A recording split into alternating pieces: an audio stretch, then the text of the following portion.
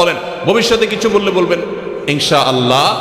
অতীতে কোনো ভালো কিছু করতে পেরেছেন সেটা বলতে গিয়ে বলবেন আলহামদুলিল্লাহ। আর কোনো ভালো কিছু দেখে অভিভূত হয়েছেন তাহলে বলবেন মাশাআল্লাহ। এবং কোনো কিছু দেখে আশ্চর্য হয়ে আল্লাহর পবিত্রতা জ্ঞাপন করছেন বলবেন সুবহানাল্লাহ।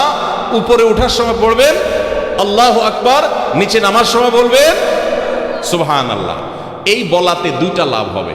এক হলো এই প্রত্যেকটা শব্দ উচ্চারণের কারণে আপনার আমলনামাতে সওয়াব যুক্ত হবে। আরেকটা হলো ইসলাম এবং মুসলমান বিদ্বেষী এই সমস্ত কুলাঙ্গাদের চপটাঘাত হবে। এই প্রত্যেকটা শব্দ উচ্চারণ করবেন, এদেরকে চপটাঘাতের কাজ হবে।